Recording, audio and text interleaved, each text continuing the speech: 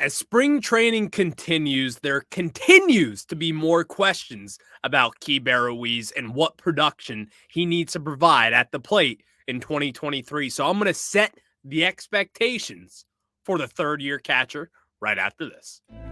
You are Locked On Nationals, your daily Washington Nationals podcast, part of the Locked On Podcast Network, your team every day.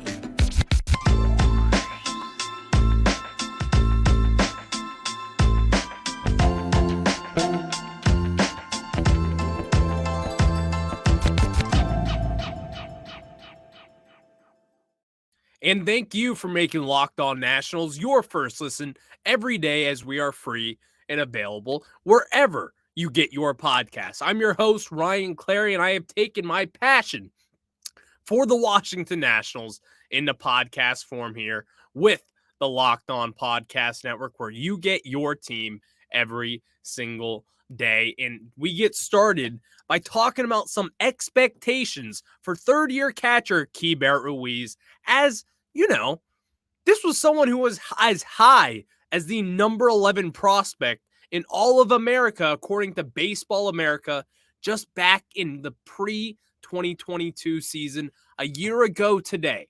Keibert Ruiz was sitting at the number 11 prospect in all of baseball. That is higher than James Wood right now, currently on most sites.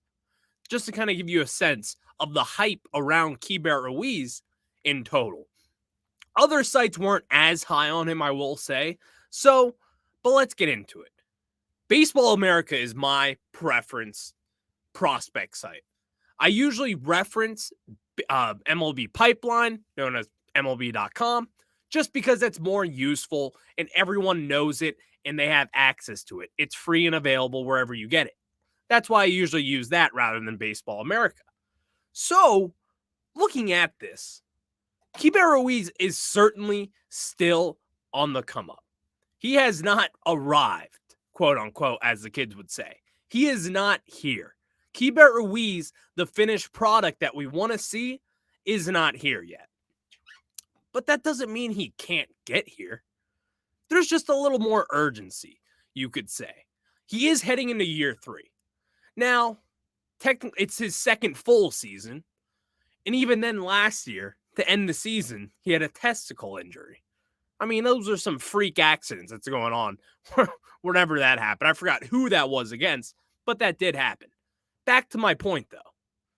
This is someone who is supposed to be a big part of the future for the Washington Nationals. And so I say that in saying, when will we get to see the full version of Keibert Ruiz? Because when looking at the production that this guy has had throughout his minors career, he is a hitter. And in fact, he is known to be a hitter. Back down in the minor leagues, when the Nationals traded for him in 2021 for that blockbuster deal, sending over Max Scherzer and Trey Turner for Josiah Gray and Keibert Ruiz, along with a couple other throw-ins that we call Donovan Casey and Gerardo Carrillo. Looking back at that 2021 season for the Dodgers, down in AAA Oklahoma City, Keibert Ruiz, in 52 games, had a .311 batting average and a .1012 OPS. Not only did he have that, he had 16 home runs and 45 RBIs in those 52 games. Killing the baseball. And then once he got traded to the Nationals in 2021, he went over down to Rochester, played in 20 games down there. He hit 5 home runs and 14 RBIs in those 20 games. Batted .308, had a .942 OPS. And then if you fast back even further to what he was doing in 2019, well, he was hitting still. He was still hitting. But even then in 2019, he did have a down year. But the 2021 production from what we saw from Keibert is the one that we expect. Now, I'm not expecting a silver slugger hitter behind the plate. There's only a few of those, especially nowadays with the catching position and how valuable it's becoming to get. It's going to be tough to win a silver slugger nowadays. But then again, Keibert Ruiz has these sort of expectations. So now it's time to get down to the bones of it and talk about what he can do and what his expectations should be heading into year number 3 for the kid. So here's what it is. Last year, his numbers weren't too wildly impressive at the plate. Some numbers that stuck out to me in his limited time with the Nationals last year was that his slugging percentage was down to .360. And now Keibert Ruiz, he's not the most powerful guy in the world. He's not a guaranteed 35 to 40 home run guy. But then again, also, he is a power bat. He is considered in that category that he is going to up there. And that's really his strength when it comes to hitting, is power. You've seen a lot of home runs, a lot of extra base hits from him over the years. And last year in particular with the Nationals, you didn't really get to see that. In 112 games, he only had 7 home runs, 36 RBIs. He almost had as many stolen bases last year as he did home runs. He had 6 stolen bases in 2022. We're going to need more home runs at the plate. And home runs, some people look at them as an overrated stat. And if you're watching on YouTube, you'll see me put that in quotation marks. Well, I'm going to here to say that home runs are certainly not an overrated stat. In fact, it's probably the most underrated stat. Home runs do matter. And if you're telling me that if someone like Aaron Judge hits 60 home runs in a year, that generates 60 runs, let alone the amount of runs that were on base during those home runs. That's a lot of runs when you put it in that perspective over the course of the season. That kind of stuff is important. Generating runs, getting extra base hits, especially where Keibert Ruiz is going to be in the order. He's not going to be a leadoff hitter. He's not going to be the 2 hitter. He's going to be the 3 through 6 hitter, somewhere in that range to where we want Keibert Ruiz driving in runs. And what's the most productive way to drive in runs is getting extra base hits, is hitting the gaps, hitting home runs, moving guys over. That's going to be his role in 2023, and that's what we want to see from him moving forward in this season. Here's how he can do all that. We talked about Dominic Smith yesterday and a lot of the holes in his swings from just what we see and what analysts see in general when it comes to that young prospect over there. Or rather, not Dominic Smith. He's not a young prospect anymore. Keibert Ruiz, I consider him in that basket still. Looking at his swing, it's not really his pitch selection. It's not really all of that. When I look at Keibert Ruiz, I feel as if he needs to be more aggressive at times. I want to see him swinging out of his shoes from time and time again. I want to see more of that. He's got to understand the power that he has in that bat.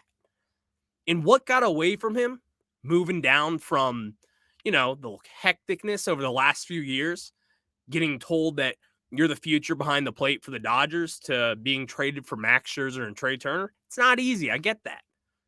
But then again, the production has to meet and the rubber has to hit the road eventually. So looking at Keibert Ruiz and what he has done well over the last few years, well, he's generated some decent amount of walks. 30 walks last year in 394 at-bats. He only had 50 strikeouts in those 394 at-bats. And that part is impressive to me. His lack of strikeouts tells me 2 things. One, his plate discipline. It's nice. We've seen it. Just like I alluded to earlier with, I want to see him be a little more aggressive even. Swing out of your shoes every now and then. You have the power to where if you're going to connect on one, it's going a long ways. He's just got to trust in himself and really believe in what he can do and understand what he does best, which is his power. And when you're a power hitter, at times, guess what? You're going to swing out of your shoes. You're going to lose some balance. You're going to look like a fool from time to time. Well, guess what? That's the careers of people like Nelson Cruz who do swing out of their shoes occasionally. We saw it last year. Name that power hitter. They swing out of their shoes sometimes. It happens. I want him to go get it. I don't want him to be some batting average hitter. That's not what he is. That's not what he does best. What I want to see from Keibert Ruiz is a power hitter, more of a power stroke. And that's what we did see from him in the limited action that he got back in September of 2021 in that short period of time. You were starting to see the power kick in. He only had 2 home runs in those 23 games, but then again, it was more beyond that. He had 3 doubles in there. Again, 2 home runs, 14 RBIs. This guy does have the extra base hit potential that we want to see from him. So ultimately, with Keibert Ruiz, the expectations are pretty simple for me. I need to see better numbers when it comes to power. I need a better slugging percentage than a 360. I need that thing above 400 at least. And what I would really want is to get that thing up to 420 at least this season. Generate more home runs. Be more aggressive at the plate. Realize your potential and what you can do at the plate and the amount of damage that can be done with that. The time to experiment is now, Keibert. If you need to do something differently in your swing to start generating more power, the year is now. Because this organization, they said it all every single time they've had the opportunity to. They believe in Keibert Ruiz and what he can do, including myself. I believe in it also. It's just time to see what he can do at the plate and really take that next step forward as far as his hitting goes, because I think he's got all the tools in the world to be one of the better catchers in baseball. And yes, I said that. One of the better catchers in all of baseball. But next, I want to get into some players leaving for the World Baseball Classic and some holes this will open up in spring training and some guys that we're going to see a little bit more of because of this. And it's a good thing, especially if you're some young, unproven talent that I'm going to get into. But before, I got to tell you guys about my friends over at LinkedIn. These days, every new potential hire can feel like a high-stakes wager for your small business. You want to be 100% certain that you have access to the best qualified candidates available. That's why you have to check out LinkedIn Jobs. LinkedIn Jobs help find the right people for your team faster and free.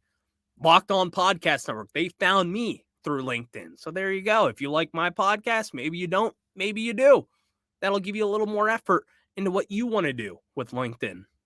Then add your job in the purple hashtag hiring frame to your LinkedIn profile to spread the word that you're hiring. Simple tools like screening questions make it easy to focus on candidates with just the right skills and experience so you can quickly prioritize who you'd like to interview and hire. And guys, finish off the year strong. It's simple. Use LinkedIn. It's why small businesses rate LinkedIn Jobs #1 in delivering quality hires versus leading competitors. LinkedIn Jobs help you find the qualified candidates you want to talk to faster. Post your job for free at linkedin.com/lockedonmlb. That's linkedin.com/lockedonmlb to post your job for free. Terms and conditions do apply.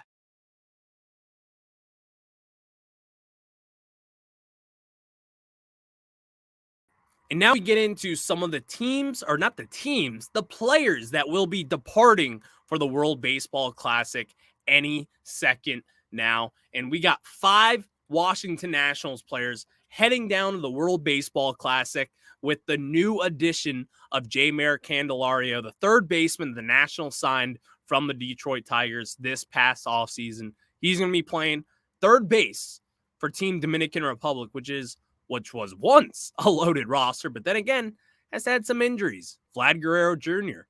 no longer playing for them. So here comes Candelario. Good luck. I'm rooting for Team USA, but that's just me. I'll root for Jeimer Candelario now as well. But here's a total list of players leaving for the World Baseball Classic. We started off with Jeimer Candelario, the first one, the newest, latest one, joining them to play Team Dominican Republic. So that's that for him.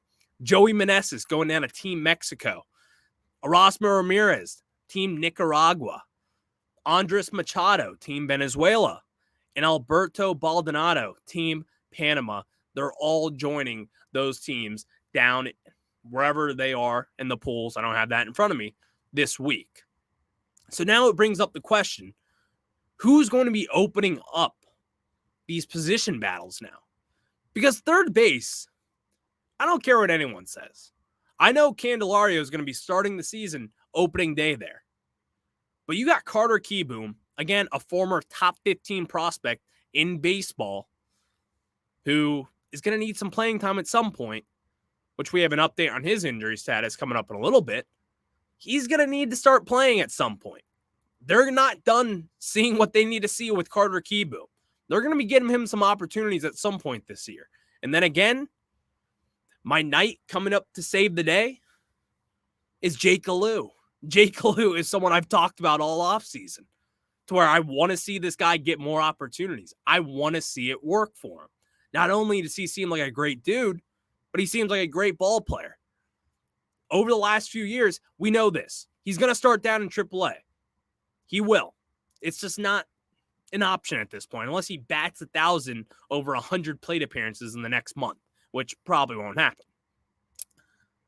Jake Alou is going to be someone to watch when it comes to these Nationals young prospect system that we have down in West Palm Beach. Davey Martinez did talk about this yesterday as well.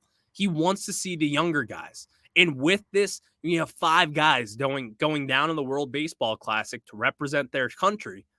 It's going to open up some spots for guys to come in and compete, to where in situations you might have not thought that they could compete. So Jake Alou is my first one on this list when it comes to guys who are opening up holes with guys like Candelario leaving, Joey Meneses. Jake Alou is a solid third baseman who can play second base. If you asked him to, I'm sure he could probably play one of the corner outfielder spots. But then again, I don't know if he can. So this is someone who is already an infield utility guy, playing second base and third base meaning his main position. But we're going to see a lot more of Jake Alou, and that is a good thing, especially for the World Baseball Classic here. All the focal point will be off of spring training, especially when it comes to the Nats this year. So this is going to be an opportunity for guys like Jake Alou to actually step up, show their worth, and do what they can do. Now, with that being said, he's got to take it. And when he's got to take it, he's got to hit.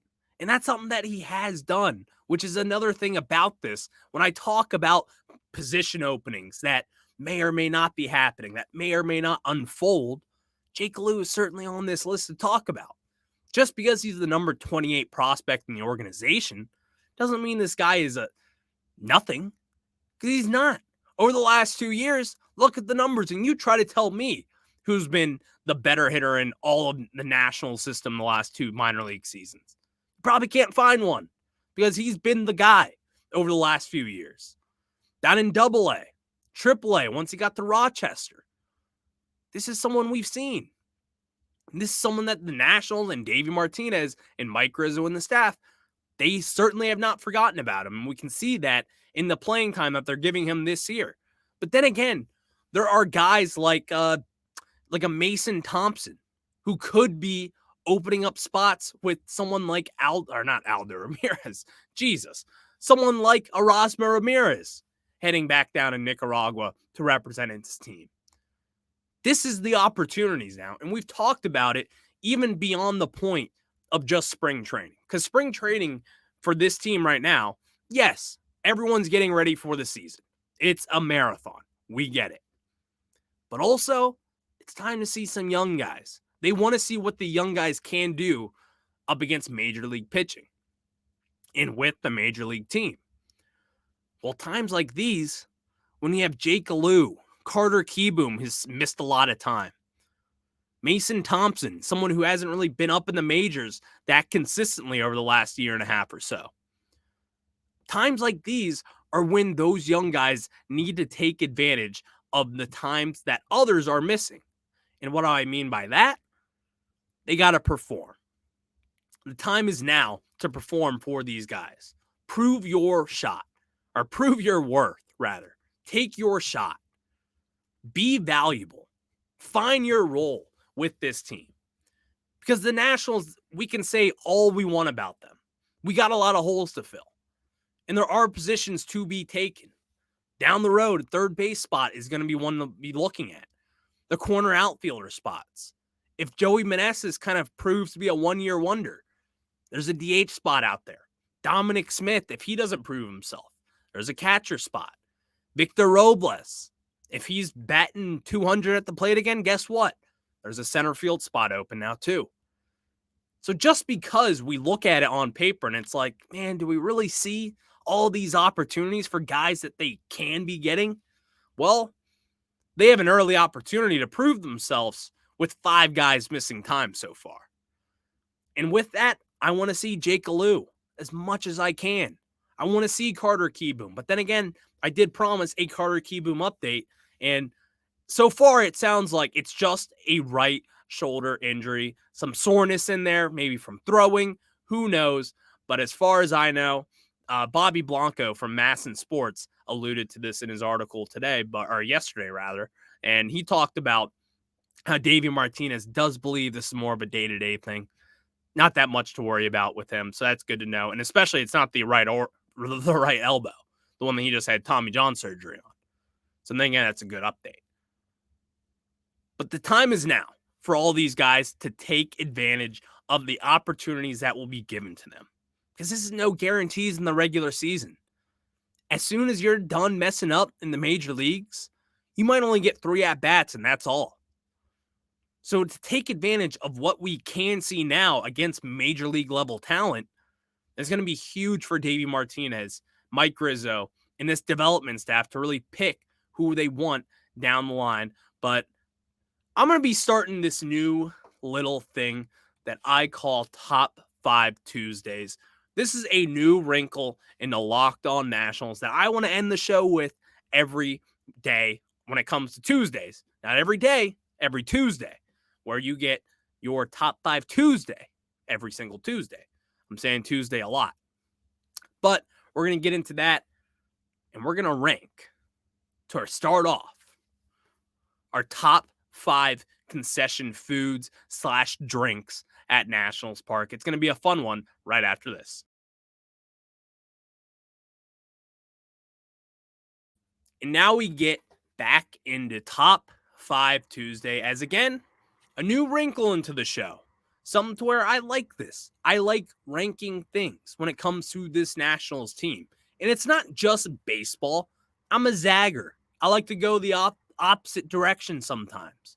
So today, we're doing ballpark foods. Not only because I'm hungry right now, because I want to make everyone else hungry. We all are hungry for Nationals baseball. So we're going to go from least to best. At number 5, and this is, again, top 5 favorite concession food / drink items.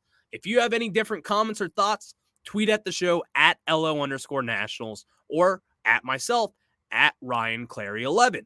Or you can comment down on YouTube or contact me via email, RyanClary1998 at gmail.com. Number 5, I have the District Cooler. And if you don't know about the District Cooler, it's basically Kool-Aid with alcohol. Now, for those hearing that, if you're under 21, don't drink the District Cooler. You're not allowed to. But then again, if you drink that District Cooler, and you're telling me on a 95-degree day in the middle of July, it's a 4 o'clock game on a Saturday, it's 6 o'clock, you're getting a little thirsty, you're telling me that you're not going to take the edge off after seeing maybe, who knows, what we're seeing during that game. Maybe another 6-run home run that Patrick Corbin gave up. God knows who what. You want a District Cooler. You want that Kool-Aid with alcohol in one bag. It's so good. I don't know how anyone else doesn't get a District Cooler every time they go to Nationals Park, but that's my number 5 spot. My number 4 spot, the backyard barbecue tater tots. Now, hear me out. I'm not a big barbecue guy, but when they put out, and I'm blanking on the name of it now. Once I see it again, I'm sure I'll be able to remember it, but here it is, CU Tater. When they open up CU Tater, we all know where that's from. FP Santangelo, the former color commentator for Masson and Nationals games, and obviously Bob Carpenter as well. They call them taters. So they made up a shop, CU Tater. And that shop has barbecue tater tots. And I don't know how I didn't put it number 1 on my list. Because when I look at barbecue and then I look at tater tots, and then you hybrid those two suckers together, oh my God. Just try it. I can't talk about it enough. My mouth is watering.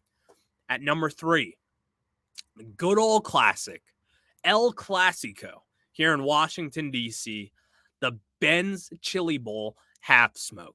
If you don't know what a half smoke is, it's a hot dog that's cut in half and then it's placed on a bun. It's a hot dog. But then again, you have to call it a half smoke. It's just the DC thing. And plus, nice little smoky pork flavor, which I like. Put some sausage on there. You can put some chili on there. Whatever it may be. Whatever it may be. Cheese, mustard, onions, relish. Doesn't matter.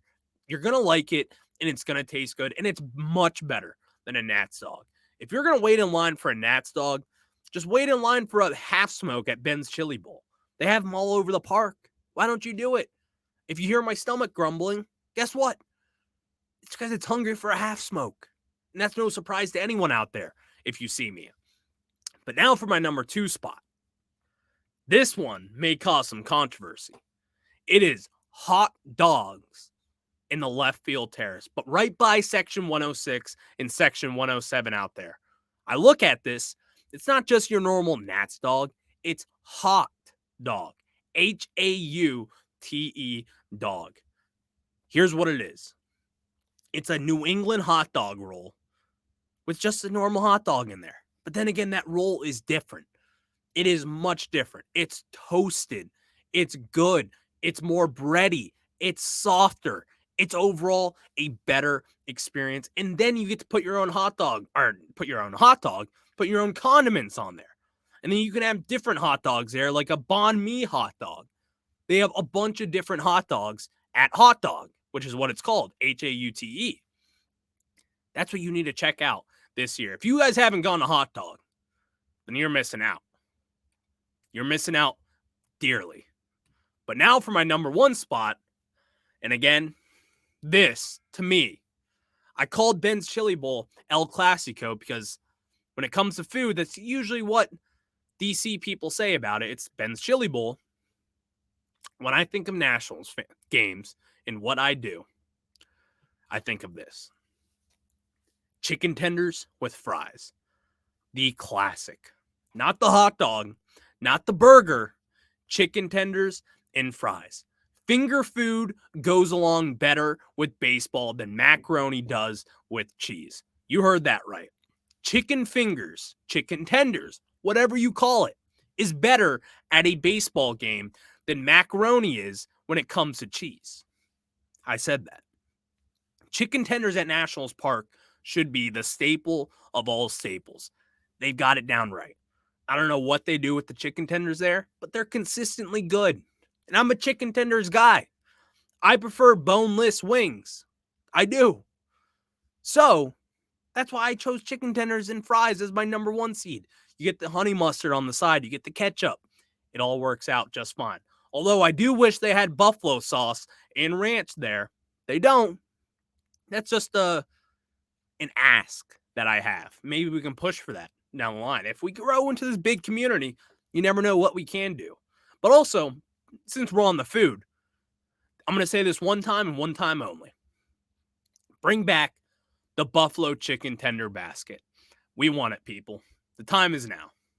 So thank you for making Locked On Nationals your first listen. Now for your second listen, check out Locked On Fantasy Baseball. Win your league by listening to Matt and Dom every day as they bring you the best fantasy draft strategies, and find Locked On Fantasy Baseball wherever you get your pods and on YouTube. Part of the Locked On Podcast Network, where you get your team every single day. And guys, today was a fun show today.